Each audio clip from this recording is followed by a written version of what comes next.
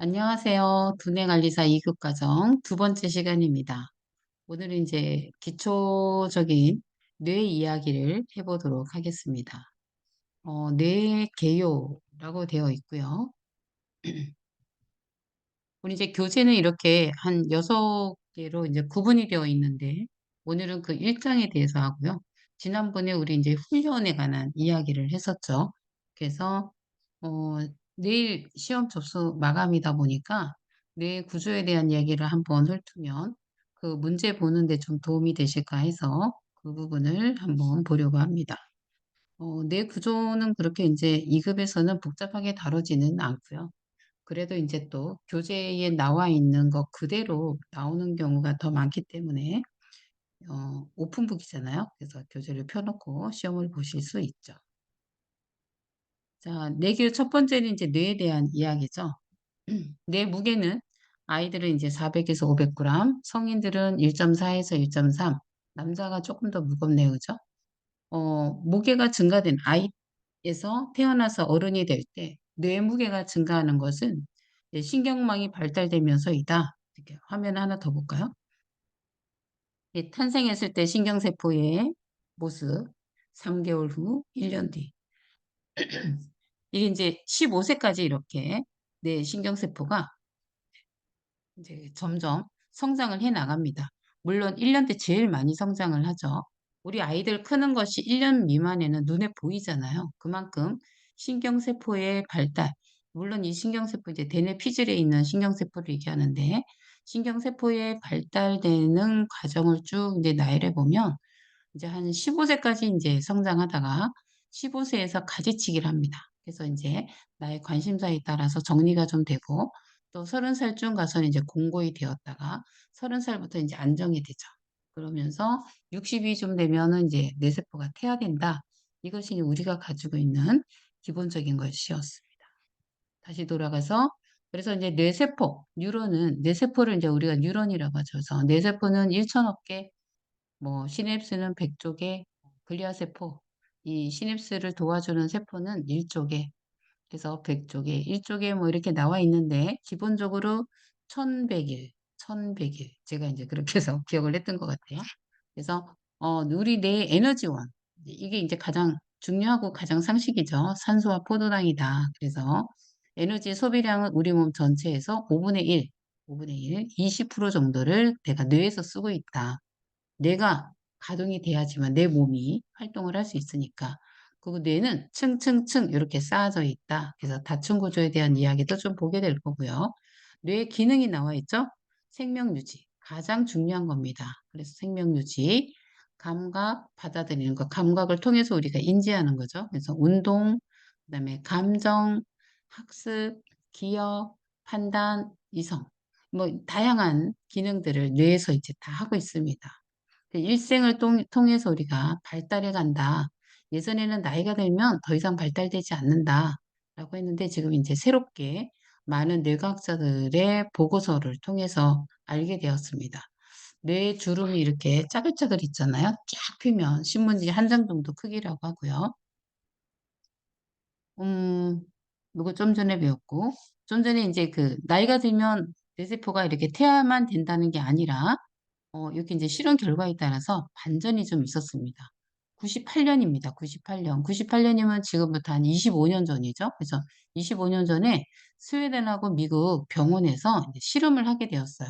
우연한 기회에 암 환자들의 암세포가 증식이 되는가? 이제 이게 이제 문제였는데 증식이 된다라고 하면은 거기에 BRDU라는 그 물질이 있다는 거예요. 이게 있다면 증식이 된다는 거죠. 그래서 BRDU는 분열하는 세포에만 착색되는 이제 물질인데 이게 뇌에서 발견됐다는 건 뭐예요? 아, 신경세포가 늘어나고 있구나.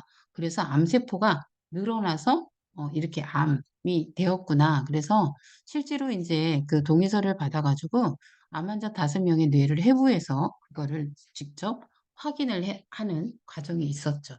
근데 이 마침 이제 암 환자들 나이가 몇 살이었냐면 한 50대에서 70세였다고 해요. 그래서 그 이야기 인터뷰가 있으니까 한번 들어볼게요. 적응하게 되죠. 자, 이거는 이제 그 뉴스에 나왔던 건데 한번 볼게요.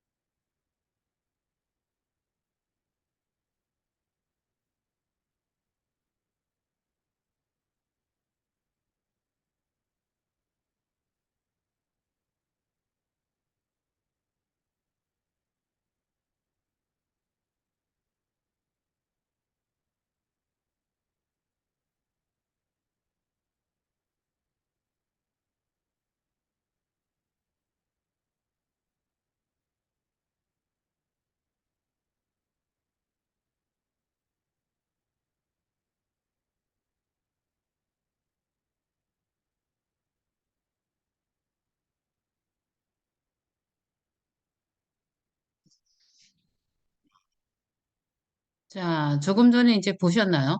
뉴런과 시냅스 서로 이렇게 연결되는 거죠. 여기 이제 축사계 길게 내려져 있는 게 축사계입니다. 여기 짧은 가지는 정보를 받아들이는 것, 긴 축삭은 정보를 내보내는 것. 이 축삭은 여기는 이렇게 매끄럽게 되어 있지만 자세히 보면 오른쪽에처럼 여기 랑베르 마디가 있어서 깡충깡충깡충 정보가 이렇게 가게 됩니다. 천천히 한 발 한 발 걸어가는 게 아니라 뛰어가는 모습처럼 되어 있죠. 그래서 쏙 들어가는 거를 랑비에르 마디라고 하고 여기 볼록볼록한 거를 수초라고 합니다. 그래서 여기 이제 여기 뛰어나가면서 활동 전이가 일어나죠. 그래서 서로 계속 움직이면서 그 전달이 된다. 그래서 여기 보시면 이제 뉴런은 신경세포의 기본 단위이고 세포회계 축삭, 수상돌기로 요 축삭과 수상돌기로 구성되어 있죠. 요 안에는 세포핵이 있고 여기 세포체고 수상돌기. 여기서 이제 수상돌기가 자극을 받는 곳이죠. 자극을 받는 곳. 축삭은 자극받은 정보를 내려보내는 곳.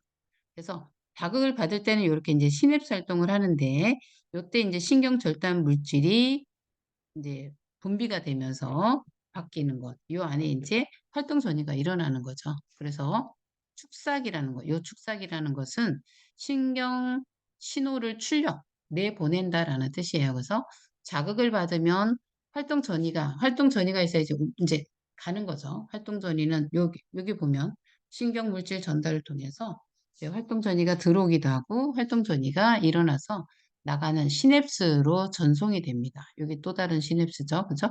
수상돌기, 신경 신호를 여기서 입력하는 거. 크게 보면 신경돌기는 받아들이는 것, 축삭은 내보내는 것. 받아들이는 거는 짧고 축삭은 길다. 이렇게 보시면 됩니다. 그래서 축삭과 수상 돌기 사이에 신경 전달 물질, 이제 신경 전달 물질에 대해서도 우리가 이제 공부를 좀 하게 되는데 아주 미세한 간극, 틈이 있어요. 틈이 벌어져 있어요. 그래서 여기를 신경 면접 부위라고 합니다. 그래서 축삭에서 시냅스를 분비하는 물질은 우리가 세로토닌이나 뭐 아세트콜린이나 가바나 에피네프린 이걸 다 신경 전달 물질이라고 하는 거고요. 그 물질 중에 어떤 물질이 이때 분비가 되느냐에 따라서 우리가 좀 상태가 다르게 되죠. 그래서 축삭 및 신경 전달 물질 이렇게 이제 교재에도 있어요. 그래서 유수 축삭이라고도 하고 무수 축삭, 수초, 랑베르 마디, 활동 전이 이런 용어들을 우리가 이제 공부해 나갈 것입니다.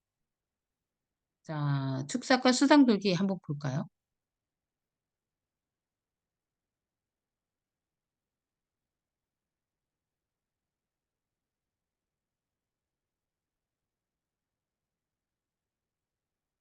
이제 연결되는 거 보이시죠?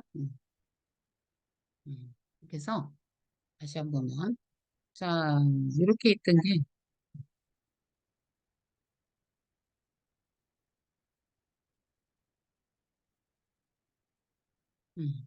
이렇게 만나. 음, 참 신비로운 세상입니다. 그래서 이제 신경계는 크게 이제 중추신경, 말초신경 이렇게 나누고요. 중추신경은 뇌와 척수가 우리가 중추신경이죠. 그래서 이런 부분들은 이제 교재 읽어보시면 뭐 그렇게 어렵지 않은 내용들입니다. 그래서 뇌와 척수를 우리가 중추신경이라고 하는구나. 가장 큰 뼈대죠. 뇌하고 등까지 이렇게 해서 하나로 이루어지고 그 나머지는 거기서 뻗어나가는 말초신경계라고 합니다. 그래서 말초신경계는 또 이제 뇌신경과 척추신경 이렇게 해서 또 빠져나가는 거를 나누어서 얘기합니다. 기능적인 우리 이제 주로 이제 뇌 기능 쪽을 담당하고 있기 때문에 감각신경, 운동신경, 체성신경, 자율신경, 부교감신경 이렇게 해서 기능적으로 이렇게 분류를 하고 있다. 우리 뇌파 이제 뉴로피드백은 뇌 기능을 보고 그 사람의 기능이 저하되었느냐 또 너무 그 과활성되었느냐라는 걸 보고 정상 범위에 맞춰주는 그런 것을 하는 거잖아요. 그래서 뇌 구조가 MRI고 뇌 기능은 우리가 아는 뇌파에서 하는 것이다. 그래서 기능적인 분류가 우리는 조금 더 관심 있게 보시는 것이 좋고요. 그다음에 이제 여기는 해부학적으로 분류하게 되면 말초신경계는 뇌신경과 척추신경으로 나눈다. 그래서 이거 분류하는 것이 시험에 많이 나왔었어요. 문제 한번 보셨나요? 네. 여기 이제 정리가 되어 있죠. 자, 신경계는 크게 중추와 말초신경으로 나누고, 중추는 아까 말한 뇌와 척수. 요렇게 해서 기억해 주시고, 말초 밑에 감각과 운동. 다시 말하면, 감각으로부터 내가 정보를 받아들여서 뇌에서 판단을 해서 운동으로 팔을 들어라, 뛰어라, 도망가라, 숨어라, 이렇게 해서 운동을 하게 되죠. 자, 운동을 하게 되는데, 체성신경이 있고, 여기는 또 자율신경이 있죠. 본능적으로 움직이는 게 있고 내가 판단을 해서 하는 게 있고, 그래서 자율신경계 안에는 교감과 부교감, 우리 병원에 있죠. 그래서 자율신경 검사를 하잖아요.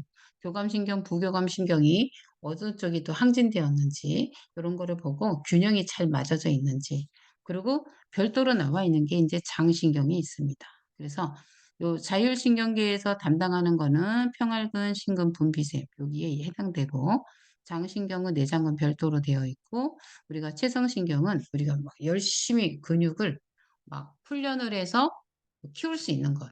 자율신경은 내가 갑자기 뭐 교감신경을 더 올리고 싶어 한다고 해서 그렇게 되는 게 아니기 때문에, 체성신경은 내가 발달, 내가 뭐 팔 근육을 더 키우고 싶다. 그럼 막 운동해서 키우잖아요. 네, 그런 걸 얘기하죠. 그래서 해부학적으로 보면 말초신경계는 뇌와 척수, 12쌍, 31쌍 이렇게 나눈다. 그래서 내구조 이렇게 교재에 나와 있어요. 그래서 아까 이렇게 다층 구조로 되어 있다는 거, 요거죠. 다층 구조로 되어 있다. 여기 이제 밑에서부터 이렇게 올라간다. 제일 위에가 대뇌피질 이렇게 해서 되어 있습니다. 그래서 이제 구분이 되게 중요해요. 그 뇌간에 뭐가 있느냐, 소뇌는, 그다음에 간뇌는, 대뇌는 여기 이제 1층, 2층, 3층, 4층 이렇게 보시면 돼요. 그래서 뇌소간대, 뇌소간대, 뇌소간대. 내 공부하는 시간은 작고 간식 시간은 크면 좋겠다. 내 공부하는 시간은 작고 간식 먹는 시간은 컸으면 좋겠다. 뇌소 간대 이렇게 됐죠? 뇌간은 연수와 교내와 중내로 되어 있고, 간내는 우리가 중요한 시상과 시상하부, 뇌와 수체가 되어 있다. 대뇌는 기저핵과 변형계와 대뇌 피질로 되어 있다. 그래서 구분하는 거 한번 봐주시고, 요즘 암기를 해야 되는 부분이니까. 그래서 이제 그 부위별로 어떤 기능을 하느냐, 요거 이제 한 장으로 이제 정리해 놓은 거죠. 가장 먼저 어떤 게 보이시나요? 네. 가장 먼저 보이는 거는 제일 위에 대뇌피질 아주 중요하죠. 그래서 모든 기능을 다 여기에서 하고, 기능을 하고, 안으로 들어가면 기저에게서는 이제 운동 조절, 변형계에서는 기억, 감정 기억, 변감기, 변형계가 감기 걸렸나 봐요. 그래서 시상에는 정보 전달, 중계하는 역할, 시상하부는 우리가 하는 자율신경계 중추. 그래서 여기에서 이제 호르몬 조절, 뭐 항상성 조절 여기에서 하죠. 그래서 우리가 이제 가장 중요한 부분이 이렇게 이제 시상하부, 그 다음에 이제 뇌하수체가 호르몬 분비나 조절. 선생님은 이거 다 아시지 않나요?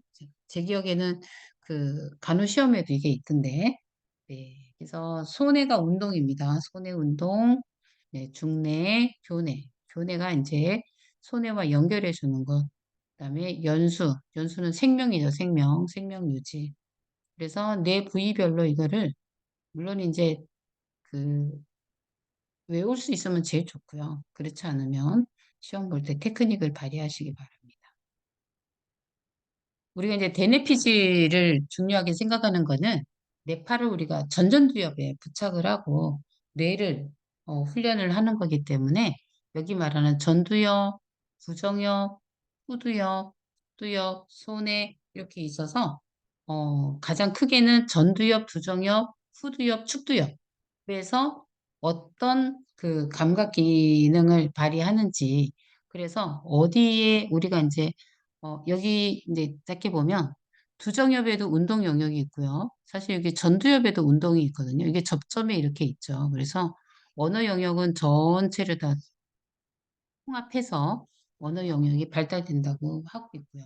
우리 귀 쪽에 이제 귀가 있으니까, 아, 여기는 청각이다라고 생각하실 수 있고, 눈은 저 뒤에 후두엽에서 이렇게 카메라를 쏘는 것처럼 있어요. 그래서 눈은 후두엽에 있습니다. 그래서 눈으로 뭐 시각, 여기 있죠, 시각, 방사 이렇게 되어 있고, 그래서 뇌의 각 부위 한번 보시면 됩니다.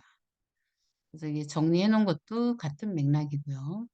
우리가 이제 주로 하는 거는 이제 뇌파, 그 각, 그 대뇌 피질의 영역별로 훈련을 어떤 걸 시키는 건지, 우리가 기억력 훈련을 하면, 아니면은 그 뇌이완을 하면, 아니면은 뭐 집중력을 하면, 뇌의 어느 부위, 대뇌 피질의 어느 부위를 자극하는지 이제 그거를 알기 위해서 아까 본 거고요. 우리가 이제 가장 기본 단위는 뇌파죠. 브레인 웨이브. 그래서 대뇌 신경세포들 간의 정보를 주고받을 때 피질에 있는 주체세포의 시냅스 후에 발생하는 전압의 일정한 총합이에요, 총합. 우리가 말하는 그 이제 활동 전이가 일어나면서 약간 간극이 있다고 그랬잖아요. 그 떨어진 거에서 정기적 활동 상태에 일어나는 그 브레인 웨이브가 여기 이제 뇌파라는 말이죠. 근데 그거를 하나하나 정보를 가지고 있는 게 아니라 묶음으로. 그래서 일정한 비슷한 정합비를 이렇게 묶어서 그 정보를 제공한다. 그래서 전압의 일정한 총합이다. 요거 전에 저는 시험에 나왔던 것 같아요. 음. 그래서 뇌파의 정의는 신경세포들 사이에 정보를 주고받을 때 대뇌피질의 주체세포의 시냅스 후, 간극에서 시냅스 후, 그 전압의 일정한 총합이다. 이게 되게 중요합니다. 시냅스 후의 전압의 일정한 총합이다. 후총합. 그래서 하나하나가 아니라 전체고 일정한 정합. 전압이 비슷한 일정한 총합이기 때문에 시냅스 전이 아니라 시냅스 후에. 시냅스 전은 이제 이제 만나는 거고 시냅스를 하고 나서 발생된 전압의 일정한 총합을 얘기하는 거죠. 그래서 뇌의 이제 생리학적인 활동 상태를 실시간으로 정보를 주는 그 정보를 우리가 가져오는.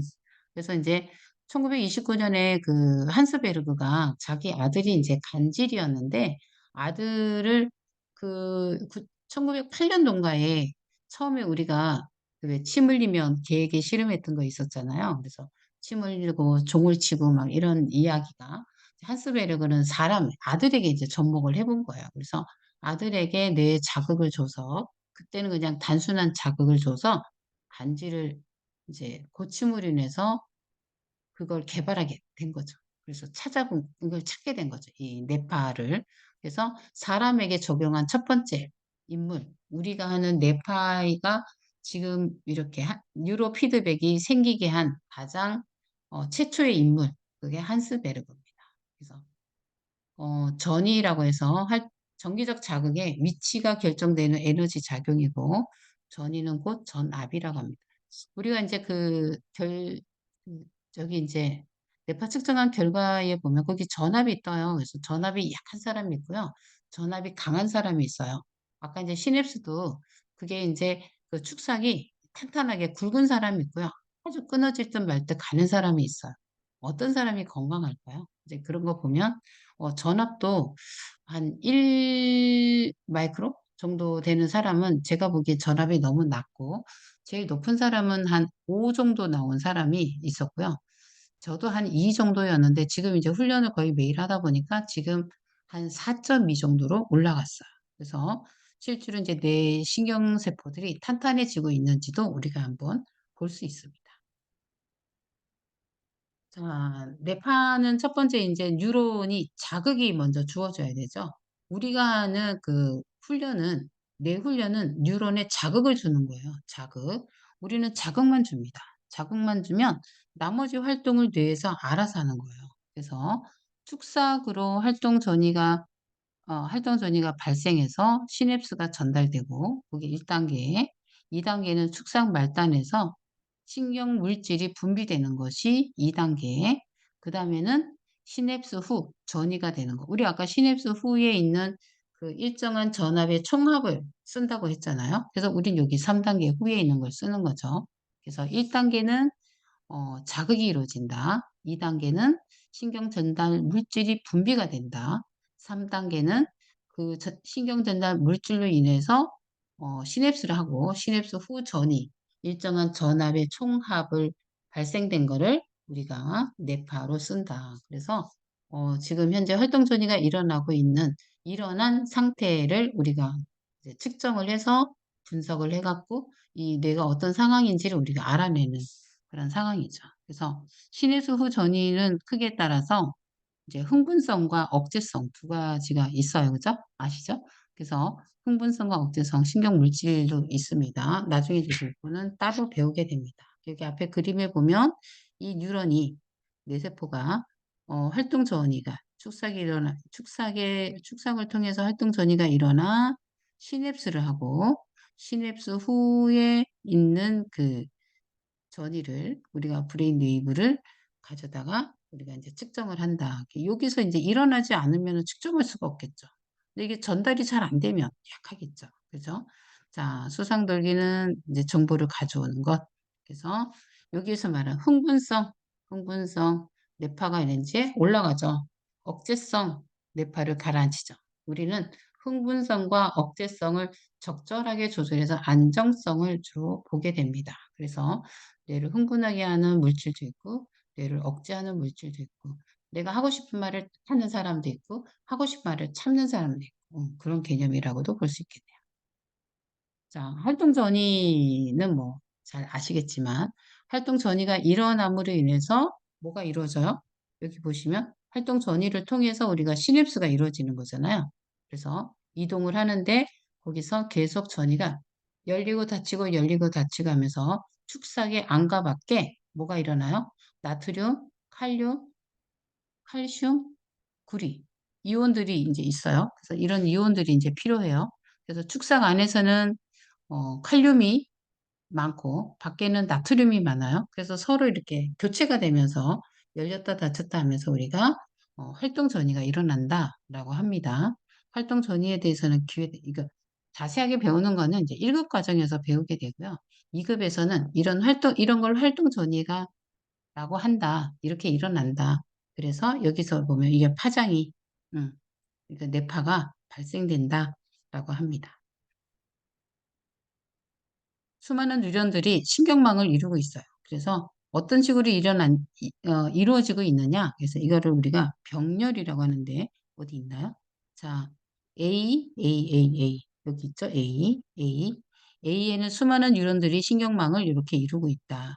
요 신경망의 일정한, 아까 여기서 이제 축삭을 통해서 활동 전이가 일어나서 나간다고 했는데 여기서 비동기화 동기화라고 이제 나와 있죠. 그래서 비동기화 동기화 요 웨이브가 아까 말하는 시냅스 후에 전압의 총합을 여기 이제 그래프로 이제 나타난 거. 여기 합이라고 나와 있죠. 뇌파 합. 그래서 뇌파 전극 우리가 이렇게 전극을 갖다 대면 우리 이제 뇌는 육층 구조로 되어 있는데 사실은 굉장히 약한데도 불구하고 이거를 우리가 측정을 하는 거예요. 그래서 굉장한 고도의 기술이 아닌가라는 생각을 좀 해보게 되고, 그래서 A에서 B, 예, B는 뉴런들이 서로 동시에 활동선이가 발생하면 그 신호들이 동기화돼서 진폭이 크고 느린 뇌파가 발생한다. 동시에 활동선이가 발생이 되면 진폭이 크고 느린 뇌파. 그래서 어, 사실 종종 걸음을 걸어가면 많이 걸을 수 있는데 보폭이 크면 많이 못 걷겠죠. 그래서 보폭이 큰 느낌, 천천히 가는 느낌, 아니면 종종종종 뛰어가는 느낌, 이런 것을 이제 보면, 보폭이 느린 게 이제 세타파, 델타파를 얘기하는 거고, 이제 진폭이 빠른 거를 우리가 말하는 베타파, 감마파를 얘기를 하는 거죠. 그래서 C에는 많은 뉴런들이 서로 불규칙적으로 활동 전이가 발생하면 동기화가 일어나지 못한다. 그래서 뇌파의 진폭이 약하고 빠른 뇌파가 일어난다. 여기서 말하는 동기화를 유도하는 것은 시상이 지휘자 역할을 하는 경우이거나 또는 피질 뉴런들이 서로 상호작용을 통해 자동적으로 동기화가 되는 경우도 있다. 우리 이제 그 자율신경계 얘기하는 거죠. 그래서 이제 자율적으로 이렇게 일어난다. 그래서 내가 억지로 하려고 하는 것이 아니었다. 근데 시상 자체, 이거 뇌 자체에서 이루어지는 일들이요. 그래서 우리가 여기 이제 이 전극을 통해서 자극만 주면 나머지 일들을 우리 몸이 스스로 발생하는 원리에 따라서 움직이고 있습니다. 그래서 D에서 여기 아래 D가 있어요. D에서는 보면 흥분성과 억제성이 서로 혼합해서 이렇게 연결돼 있어요. 빨간 거는 흥분, 이제 이게 파란 거는 빨간 거는 억제, 파란 거는 흥분. 그래서 흥분과 억제가 계속 교차해서 이제 만들어내고 있고요. 언제든지 우리가 화를 낼 수도 있고, 언제든지 참을 수도 있고, 내가 무엇을 선택하느냐에 따라 달라질 수 있죠. 그래서 여기 이제 동기화에 대한 부분이 조금 설명이 미진한 것 같은데, 이건 다음 시간에 한번 보충을 하도록 하겠습니다. 뇌파 형성의 요인, 그래서 어떤 걸로 인해서 뇌파가 만들어지나 라고 하는 부분입니다. 우리 좀 전에 이제 그 시냅스 후의 전이로 인해서 일어난다고 했죠. 방금 했던 이야기를 요게 나열한 것입니다. 영상 하나 더 볼게요.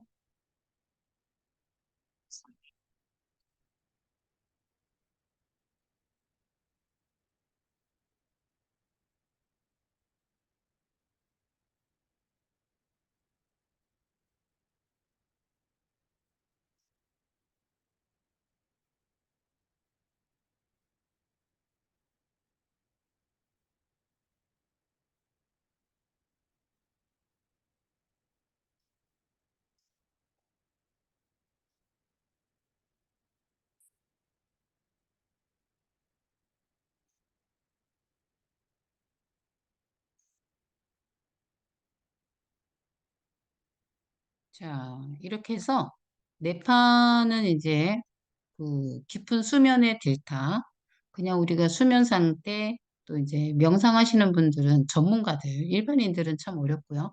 명상하시는 분들은 세타파, 우리가 이제 말하는 조는 상태죠. 그 다음에 휴식, 우리가 안정적인 때는 알파파, 그 다음에 뭔가 깨어서 뭘 막 하려고 하는 상태, 그때는 뭔가 집중을 해야 되죠. 그래서 베타 중에 일부입니다. 베타가 여기 보면 겹치죠. 알파가 8에서 12Hz고 SM 알파가 12에서 15예요. 저베타가 13에서 20, 고베타가 21에서 30, 감마파가 30일 이상. 그래서 우리 이제 그 기기에 따라서 기존에 이제 병원에 있는 거는 감마파는 이제 측정이 안 돼서 30까지 이렇게 되어 있고요.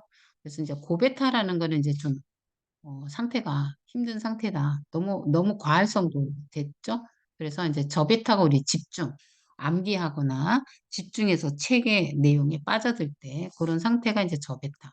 그 다음에 이제 SM알파는 주의를 집중해서 뭔가 일을 하는 상태, 깨어있는 상태.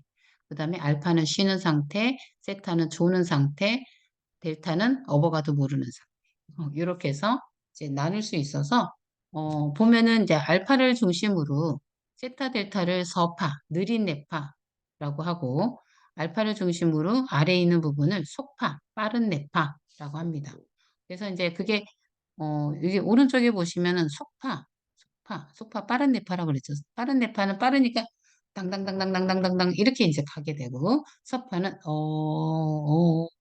오 이렇게 천천히 넘나들면서 가죠. 그래서 우리 이제 여기 보면은 빠른 뇌파는 그래서 잔잔하기 때문에 어, 뇌파의 그 범위가 좁죠. 그런데 느린 뇌파는 천천히 뛰다 보니까 뇌파의 범위는 높고 뇌파가 뛰는 횟수는 작고 그래서 델타와 세타는 뇌파가 뛰는 횟수가 좀 적고 하지만은 폭은 크고 속파 같은 경우는 베타파 같은 경우는 뛰는 범위는 좀 작지만 뛰는 횟수는 많고 이렇게 해서 나타나게 됩니다. 델타파 이렇게 널뛰듯이 이렇게 되는 거. 이게 이제 델타파죠. 아까 이제 제일 위에 있는 거예요. 제일 위에 있는 거.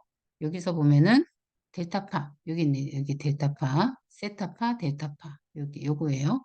자, 요 델타파는 재충전의 마법사다. 우리가 이제 불면증이라고 하는 것이 이제 이 델타파의 수면을 잘 자느냐, 깊은 수면이라고 말씀드렸잖아요. 그래서 진폭이 굉장히 크고 느리다.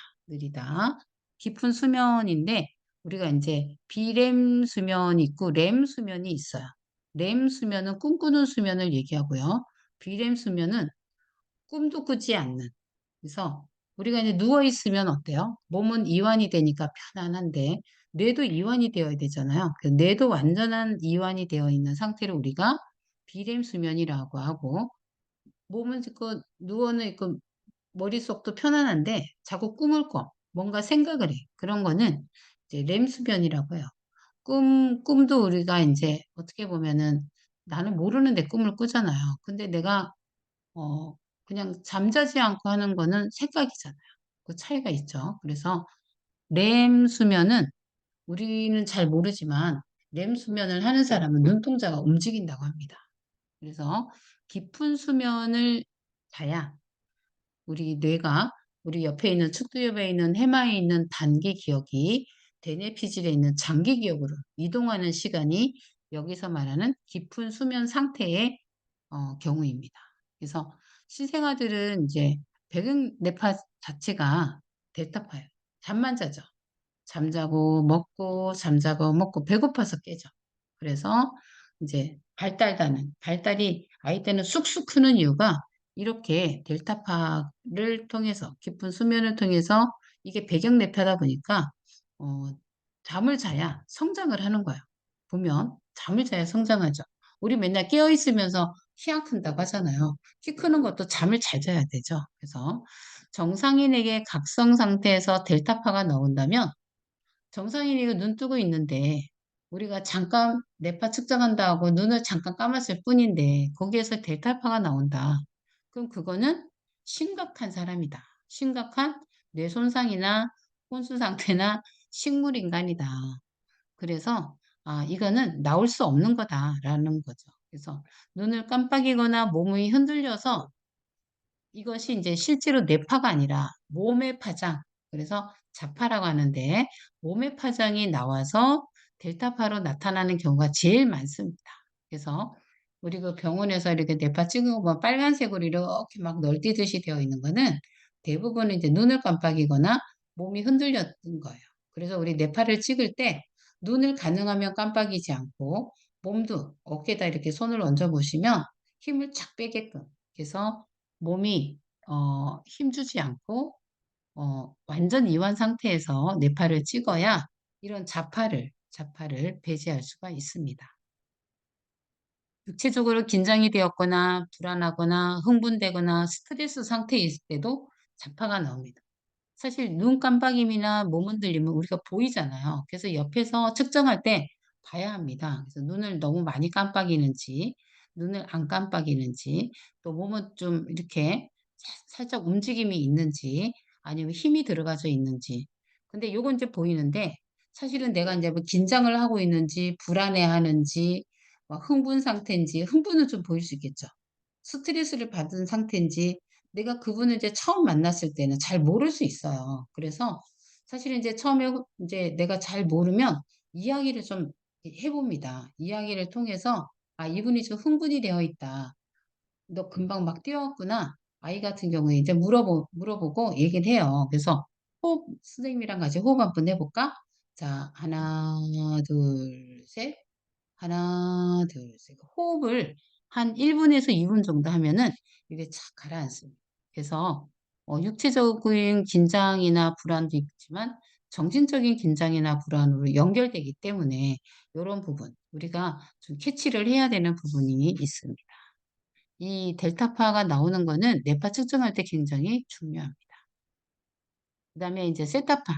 세타파는 이제 양면을 가지고 있다 그래서 야누스적이다.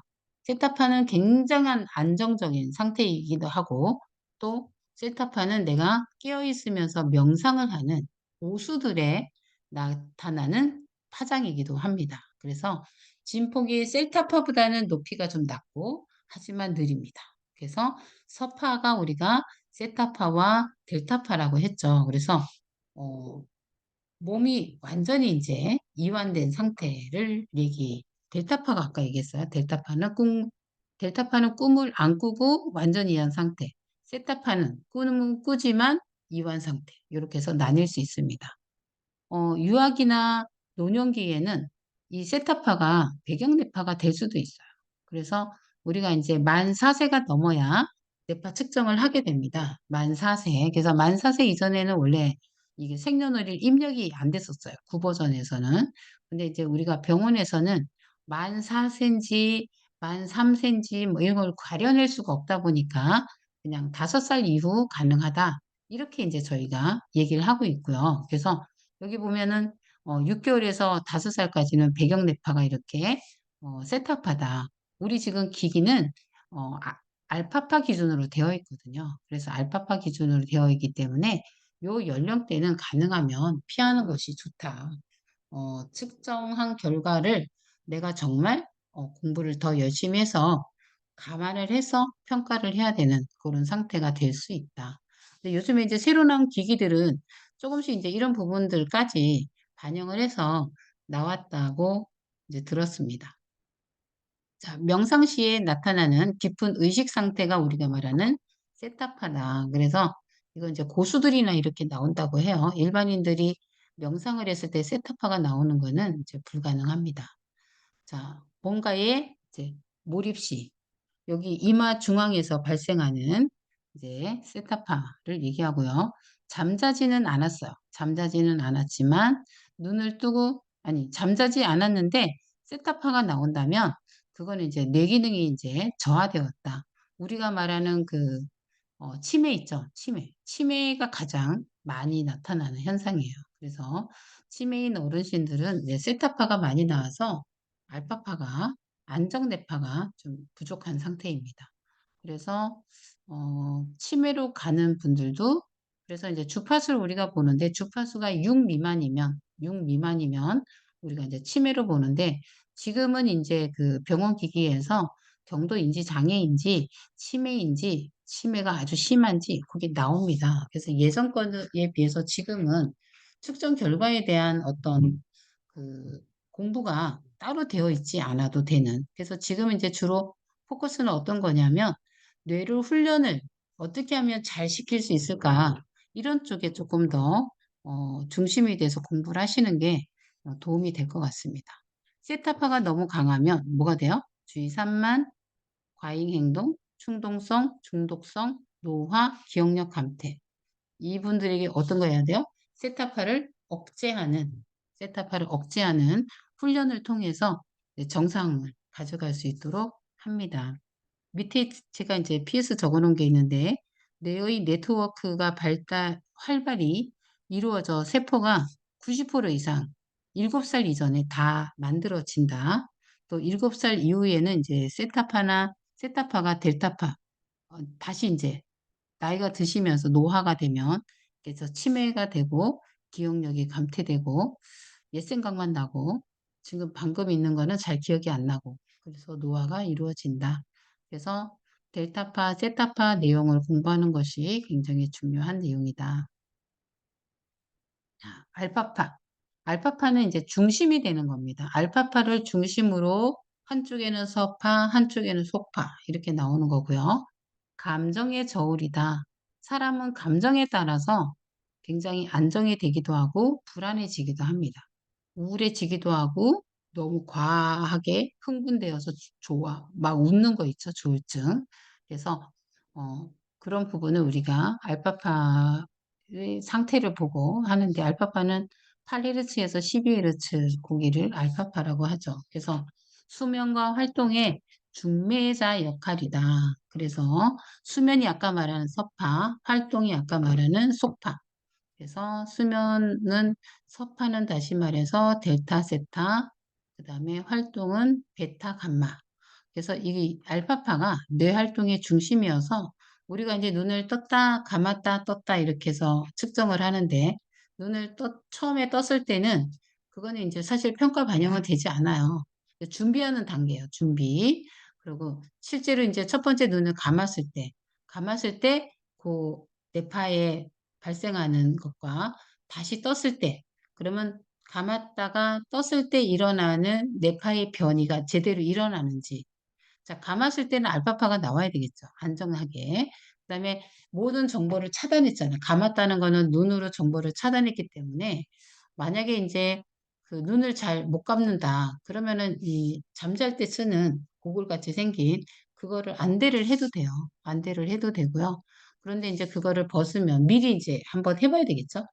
또 불편해할 수 있으니까 또는 몸이 또 움직일 수 있으니까 그런 걸 감안하셔서 가능하면은 이제 몸이 안 움직이면서 눈을 감았다 뜰 수 있는 그런 상황을 좀 연출하시는 것이 도움이 될 것입니다. 각성 상태에서 눈을 감고 쉬고 있을 때 발생한다. 그래서 우리가 눈을 감았을 때 알파파가 나오는지, 그러다가 눈을 뜨고 나면 알파파가 없어지는지, 그걸 보는 거예요. 그래서 눈을 감았는데 알파파가 안 나타난다. 그러면 이제 우리 그거를 알파 역전이라고 하죠. 그래서 대부분은 이제 불면증이 있는 사람들이 알파 역전이 일어나고 있습니다. 그래서 후두엽에서 가장 강하고 전전두엽에서 가장 약하다. 전전두엽은 이제 활성대파가 더 강하겠죠. 후두엽에서 가장 강하다. 그래서 뒤에서 강하고 앞에서 약하다. 알파 차단, 조금 전에 말씀드린 거, 폐한 때, 눈을 감았을 때, 어, 알파파가 강하고, 눈을 뜨면 알파파가 약해진다. 이게 이제 바꿔지는 걸 우리가 역전이라고 하기도 하는데, 역설적 알파 차단. 알파 차단이 반대로 일어나면, 알파 차단이 반대로 일어난다는 거는 눈을 감았을 때 알파가 일어나고 눈을 떴을 때 알파가 없어지는 차단이 돼야 되는데 이게 반대로 되게 되면 수면 장애다, 수면 부족이다, 아니면 기면증이다라고 우리가 보게 됩니다. 전두엽에서 좌뇌, 좌뇌에는 알파파가 좌뇌에 있는 알파파가 우뇌보다 강하면 좌뇌가 우뇌보다 강하다는 거는 거기 이제 그 칸이 있어요. 그래서 20% 이상 더 차이가 나면, 이분은 우울증이 있을 수 있다. 그래서 우울증 여부를 이제 확인을 해봅니다. 왜 그러냐면, 좌뇌가 좀 꼼꼼하잖아요. 수리적을 하잖아요. 우뇌는 좀 공간 감각을 가지고 있잖아요. 그래서 좌뇌가 굉장히 꼼꼼한 사람이 너무 과도하면 이게 우울증에 빠진다고 보는 거고요. 우뇌가 너무 과도하면 그게 이제 조증에 해당이 됩니다. 이렇게 이제 알파가 눈을 폐한 나오죠?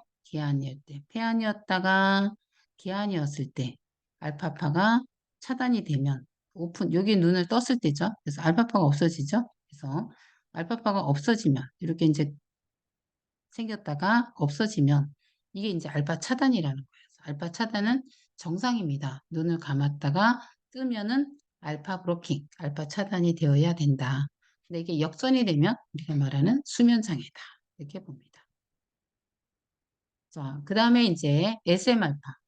SM알파는 내가 이제 뭔가에 집중하고 일을 하는 상태죠. 일을 하는데 멍하니 일할 수 없잖아요. 그래서 뭔가 집중해서 글자를 보고 판단을 하고 하는 상태를 얘기하는데 알파파 발견은 이제 그 미국에 있는 베리스터먼 박사가 이제 대뇌 피질 중에서 감각 피질과 운동 피질에서 이제 SM알파를 발견했다고 우리 이제 나중에 한꺼번에 외워야 되는 게 좀 많이 있는데 연대별로 아까 최초에는 뭐라 그랬죠? 최초에 우리가 이 알파파가 아니라 뇌파를 발견한 사람 한스베르거 1929년. 네, 그거는 이제 아주 기본 상식이 됐습니다. 자, 그 다음에 이제 미국에 있는 테네시, 테네시 대학교에서 조엘 루바라는 사람이 세타파 기준으로 SM알파의 세기 상태, 요거를 연령별로 이제 측정을 해가지고, 5세 미만은 세타, SM알파, 그 다음에 성인은, 이래서 이제 비율을 이제 이제 정립을 한 분이에요. 그래서 세타파가 1로 보고 SM알파의 세기 상태를 연령별로 측정을 해서 발견한 사람이 조엘 루바다. 조엘 루바는 뭘 했다? 세타파 기준 SM알파의 세기를 연령별로 측정을 한 데이터 값을 발견했다. 그래서 델타나 세타나 이제 파장이 강하면 이쪽이 강하면 단질이나 자폐나 학습장애나 언어장애나 발달장애가 라고 우리가 이제 진단을 합니다. 무슨 뜻이냐면 신생아였을 때는 델타파였잖아요. 그러다가 유아기 그다음에 이제 어린이가 이제 학교 갈 때 요때 되면 이제 세타파가 됐다가 요게 이제 알파파로 넘어가야 되는데 발달이 델타에서 세타에서 알파파로 넘어가는 요게 이제 만 5세 기준으로 이제 성장이 돼야 되는데, 이제 제때 제 나이에 안 되면, 이렇게 이제 다른 이변이 일어나죠. 그래서 요럴 때는 우리가 이제 훈련을, 주의력 훈련이 SMR파를 강화하는 훈련입니다. 그래서 내 주의력 훈련은 내 주변에 있는 상황을 내가 잘 인지하고 내가 뭔가 액션을 취하고 하는 거죠. 근데 이제 이게 안 되면 세타파나 델타파가 너무 강하면 멍한 상태가 되죠. 이게 서파잖아요, 서파. 멍한 상태다. 그래서 기능이 저하된 상태다라고 봐서 기능을 깨우는 훈련을 한다라고 해서 SMR파는 이제 좀 우리가 좀 관심을 갖고 봐야 되는 상황입니다. 자, 베타파입니다. 베타파. 베타파 중에 일부가 이제 SM알파고요. 그래서 SM알파 우리가 이제 12에서 15Hz잖아요. 근데 13에서 30Hz가 베타파거든요. 그래서 여기 보시면 12까지가 원래 알파파였고 13에서 15는 베타파였습니다. 그래서 어떻게 보면은 베타파이긴 하나 알파파가 조금 같이 섞여 있는 그런 상태여서 우리가 안정내파, 기준내파라고 이제 얘기를 하게 되고요. 아니. 안정내파가 아니라 각성내파인데 집중하는 상황이고요. 이거는 어, 뭔가 암기를 하거나 집중을 해서 내 앞에 인지되어 있는 거를 내가 받아들이는. 그래서 작업을 하는. 그래서 각성 시에 뇌가 작업을 하고 있을 때 이제 선생님이 시험 공부를 할 때는 뭐가 나타나요? 이 저베타가 나타납니다. 베타파가. 베타파 중에서도 저베타 13에서 20 정도가 일어나는 거예요. 그때 주로 이게 이제 전두엽에서 굉장히 강합니다. 여기가 어떻게 말하냐면 우리 이제 기업으로 따지면은 기획조정실 같은데 여기가 그래서 전두엽에서 좌뇌에 있는 저베타가 우뇌에 있는 저베타보다 말하면 굉장히 긍정적이고 적극적이지만 좀 이제 지나치면은 공격적이 된다 이제 얘기하고요. 그래서 전두엽을 중심으로 좌뇌 저베타가 강하면 어떻다? 긍정적이다. 여기서 강하다는 건 항상 20% 이상을 강하다라고 기준을 하고 있습니다. 저베타는 좀 활동적이다라고 하는 거예요. 활동파. 그다음에 고베타는 과활동이다라고 합니다. 그래서 고베타는 이것도 병적이다라고 보고요.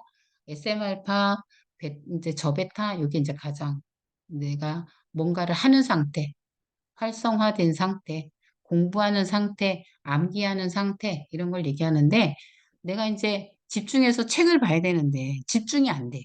이렇다 그러면 나는 저베타 상태가 잘 이루어지지 않는다는 거예요. 그래서 집중이 안 되는 이제 저 같은 사람. 그래서 저는 집중력 훈련하거든요. 집중력 훈련이 뭐냐면 저베타파를 깨워주는, 만들어주는 그런 훈련입니다. 그래서 우리가 이제 치매 어르신도 이제 이렇게 훈련을 해요. 치매 어르신도 이제 이 뭔가 각성 상태가 안 만들어지는 상태이다 보니까 이렇게 진행을 하고 SM알파로 하는 분도 있고 이제 저베타로 하는 분들도 있는데 이제 하는 증세가 조금씩 달라요. 두 개를 보시면 좀 상태가 다릅니다. 감마파 이제 마지막이네요. 감마파 여기까지 오늘 할 것 같습니다. 감마파는 31Hz 이상.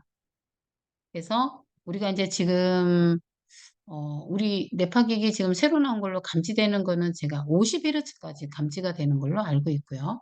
인지 과정에서 정보의 결합 시에 발생한다. 명상 시 깊은 의식에서도 발생한다. 인지 능력의 축도로 사용한다. 우리가 실제로는 감마파는 이제 분석하지 않는다라고 되어 있습니다. 어, 여기까지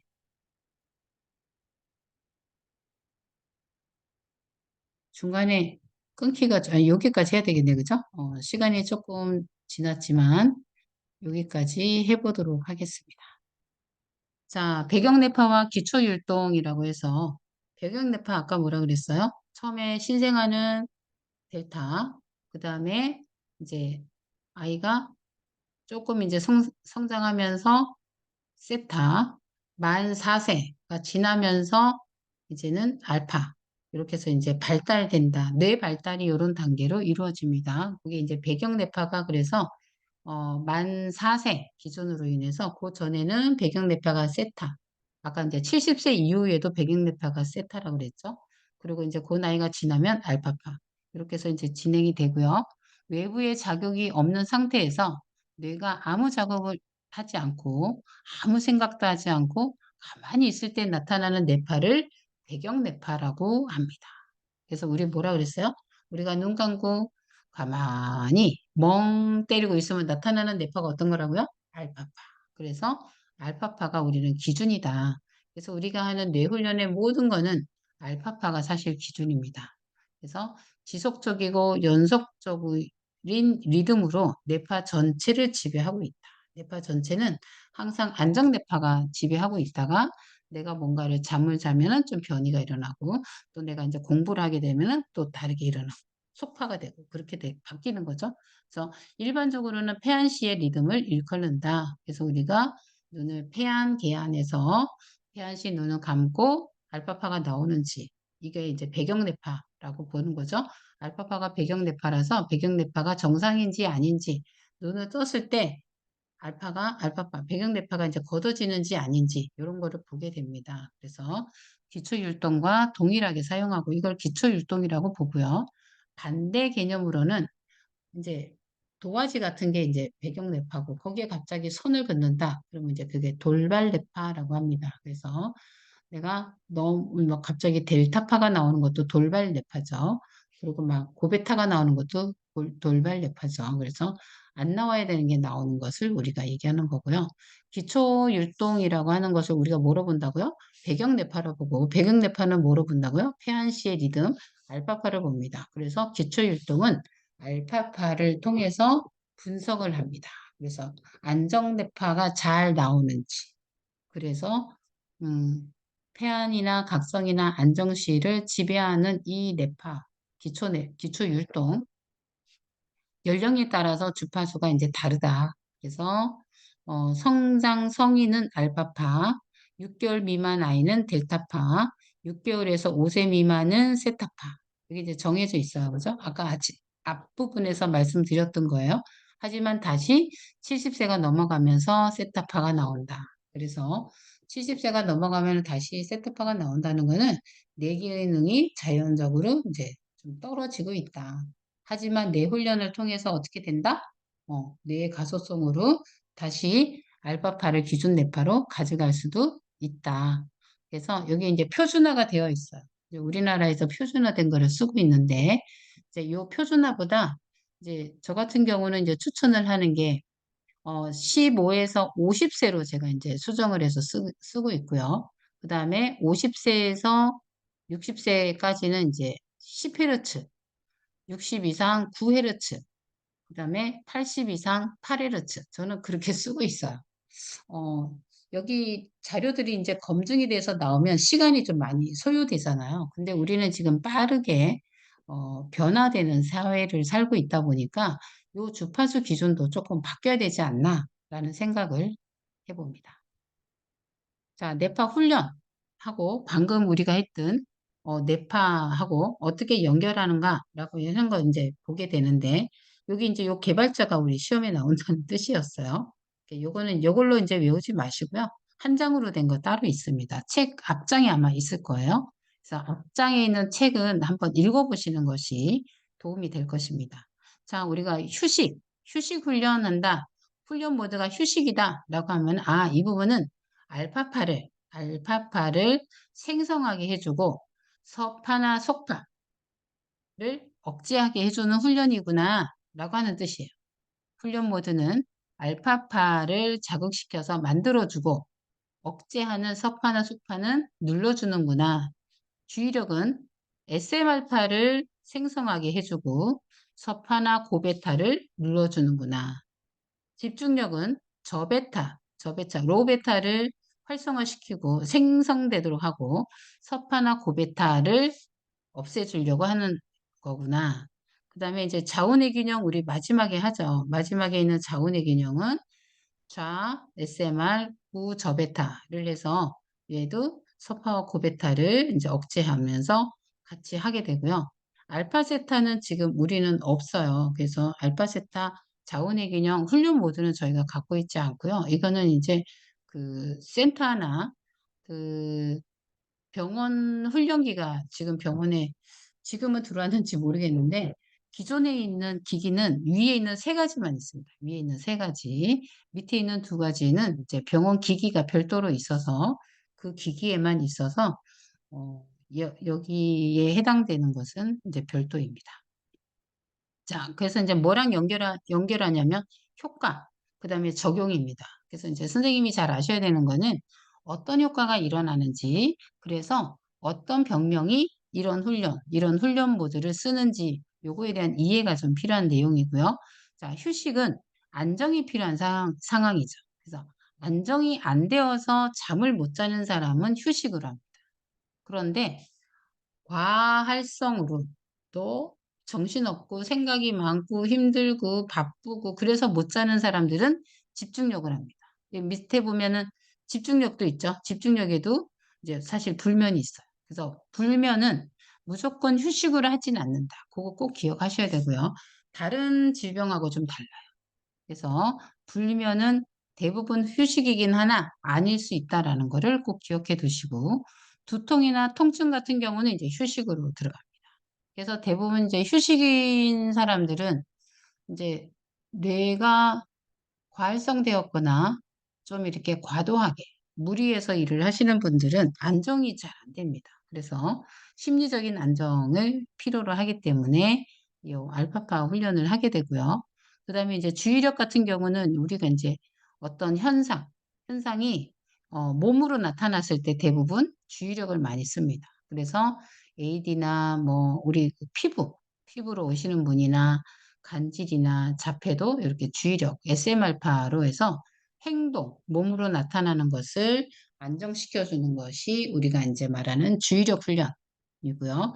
그다음에 세 번째 우리 이제 세 가지 있다 그래서 집중력 훈련은 정신적 부분. 그래서 불안장애나 우울증이나 아니면은 치매나 이런 분들이 이제 집중력 훈련을 하게 됩니다. 그래서 강박증도 이제 정신적 부분이죠. 그래서 여기는 이제 활성화를 하게 되죠. 너무 우울해서 다운된 거를 일으켜 세우는 그런 훈련을 하게 됩니다. 그래서 자운의 균형은 학습장애나 자폐가 있고요. 여기는 행동과 활성을 같이 하는 그 다음에 알파 세타 훈련은 깊은 의식, 명상이나 게임 중독에 써요. 실제로는 중독에 쓰고 지금 센터에서도 자운의 균형은 없어요. 제가 아까 얘기를 잘못했는데 알파세타는 있어요. 알파세타. 그래서 센터에서는 모두가 4개를 씁니다. 그리고 우리 병원 훈련기는 모두가 8개가 있습니다. 8개에 대한 거는 이제 일반인들한테는 아직 나와 있지 않기 때문에 저희가 보지 않고 기본적으로 이제 이렇게 5개 정도가 현재 우리가 교재에 있는 내용이어서 보여드렸습니다. 자, 자파. 처음에 제가 뇌파 얘기할 때 말씀드렸었는데 우리가 이제 몸으로 나타나는 거. 그래서 하기 전에 이제 이마에 혹시 땀이 있는지, 몸을 움직였는지, 아니면은 뭐 여기 화장이 있었는지. 그래서 내 몸에 한 번은 이제 마른 솜 닦는 거 있죠. 그래서 그걸로다가 이마를 이렇게 하고 나서 이제 밴드를 이렇게 착용하면은 좋겠고요. 그다음에 이제 뭐 너무 경직이 됐거나 막 뛰어왔거나 막 뭐 화가 나 있거나 그런 상태이면 좀 이따가 측정하는 것이 좋습니다. 어, 그런 경우는 이제 좀 사전에 바깥에서 좀 있다가 대기하고 있다가 천천히 진행을 하거나 아니면 오셔서 호흡을 한 5분 정도 하시게 해서 좀 이렇게 좀 차분하게 가라앉으면 그때 하는 것이 더 좋죠. 그래서 이제 또 뇌파 측정기에 보면은 이제 전극이 불량하는 경우는 접지가 이제 끊어지는 경우도 있고요. 뭐 기기가 고장난 경우도 있는데 뇌파가 안 움직이면 이제 끊어졌다고 보는 거죠. 거꾸로. 또 여기 앞에 우리가 이제 요거 24K로 해서 세 개 단추처럼 생겨 있는 거 있잖아요. 그래서 요 전극이 녹이스럽거나 그러면 사실은 잘 안 됩니다. 그래서 이건 녹슬지 않게 한번 할 때마다 여기 좀 마른 수건으로 닦아줘야 돼요. 그래야지 이게 오래 쓸 수 있어요. 그래서 우리 안경 닦는 그런 것도 좋고, 솜으로도 닦아도 좋고, 병원에는 아마 솜이 비치되어 있을 텐데, 그렇게 해서 있고, 여기 그 귓볼 전극이 끊어지지 않도록 관리를 잘하는 것이 중요합니다. 그리고 이제, 할 때, 이렇게 뭘 착용하고 있으면, 그게 이제 그 정상적으로 잘 진행이 안 될 수 있기 때문에 너무 이렇게 군부치나 뭐 핸드폰을 가까이 두거나 그러지 않기를 바라고 예전에 제가 이제 그 팔찌가 이 미토콘드리아를 이게 두들겨줘서 활성화를 만들어주는 팔찌가 있어요. 요즘에 옛날에 뭐 게르마늄 팔찌 같은 거 그런 것도 이제 다 빼고 내가 있는 앉은 자리에서 조금 이제 멀리 두고 그렇게 해서 하고 훈련할 때도 핸드폰 좀 멀리 두고 그렇게 해서 편안하게 몸 움직이지 않게 뒤로 딱 기댈 수 있게 그렇게 해서 우리가 자파의 발성을 최대한도로 억제할 수 있는 그런 상태, 최적의 상태를 만드는 것이 중요하고 또 이제 주위에 사람이 좀 없었으면 하고요. 옆에 있는 그 측정자인 나도 너무 이제 과하게 움직이지 않게 가만히 그 움직임도 사실 파장이 있기 때문에 영향을 줄 수 있어요. 그래서 움직이지 않게 옆에서 관찰을 할 수 있는 일정한 거리를 두고 관찰할 수 있는 걸 테고 혹시 이제 지나가는 바깥 소리가 너무 크게 들리지 않는 것도 중요하고 문을 닫고 최소한의 인원만 있는 것도 중요합니다.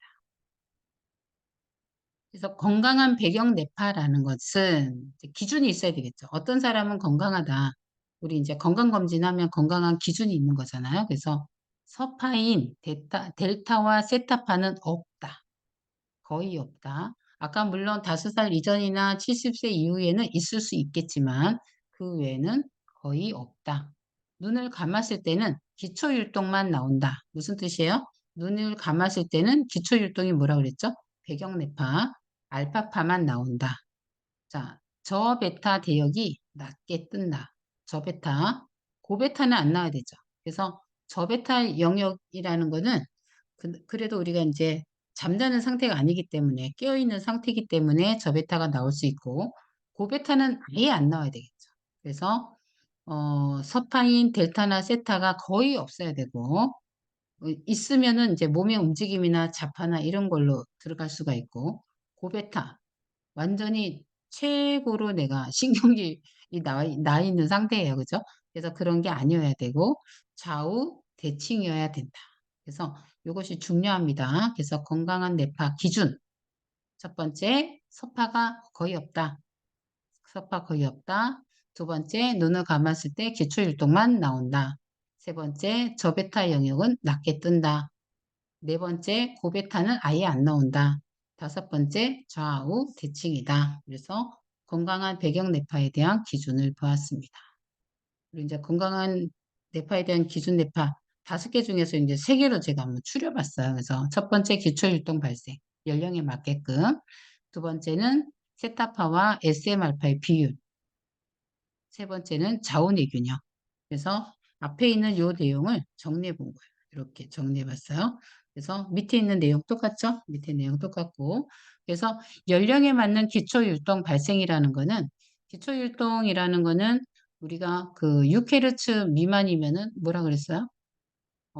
발달이 어, 안 됐거나 아니면은 노화가 되었거나 둘 중에 하나죠. 연령에 따라 다르니까. 그리고 연령에 따라 우리 도표 있었죠. 그래서 거기에 맞는가. 두 번째는 이제 세타파하고 SM알파가 나이에 따라서 비율이 맞는가. 셋째는 자원의 균형이 맞는가. 그래서 요거는 우리 이제 건강 진단지를 보고 이제 하는 거니까 요거는 이제 뭐 시험 문제 이렇게 나올 수 있다. 여기 이제 아까 폐안시에 앞에 있는 오른쪽부터 왼쪽으로 가는 거예요. 그래서 오른쪽에 있는 거는 눈을 떴을 때 여기 감았을 때 동그라미 빨간 동그라미인가 감았을 때 다시 여기 눈을 떴을 때 그래서 뜨고 감고 뜨고 개안 폐안 개안 그래서 위에는 좌뇌 밑에는 우뇌 근데 가운데가 이제 눈을 감았을 때 폐안이에요. 그래서 폐안일 때 여기 이제 헤르츠를 보시면 여기 이제 여기 헤르츠예요. 그래서 여기가 12헤르츠죠. 여기가 9Hz인가요? 그래서 여기 보면 우리가 알파파가 얼마였어요? 알파파가 12까지였죠. 그래서 요 선에서 보면 여기 이제 알파파인 거예요. 요 선으로. 요렇게 알파파. 만약 여기가 나왔다. 여기가 이렇게 나왔다. 그러면 이제 로우 베타죠. 로우 베타, 저 베타. 그죠? 여기는 여기 요만큼 위에 12부터 16까지인가요? 여기가 SM 알파, SM 알파, 그 다음에 저 베타, 그 다음에 고베타. 고베타 제일 밑에죠. 그죠? 음. 그래서 30까지가 베타고 요거는 이제 베타까지만 나오는 표입니다. 30 넘어가면은 감마파 이렇게 되는 거죠. 밑으로 내려오면. 위로 올라가면 그래서 그 여기 3 미만 요게 이제 델타파. 델타파. 그다음에 세타파. 이렇게 됩니다. 이거는 이제 눈은 깜빡이었겠죠? 눈을 깜빡이면 이런 표시가 납니다. 눈을 깜빡인 표시. 그래서 요 눈을 감았을 때 알파파가 나오느냐. 이게 중요합니다. 자, 오늘은 여기까지. 다음 시간에는 우리 뉴로 피드백에 대한 이야기를 해 나가도록 하겠습니다. 수고 많으셨습니다.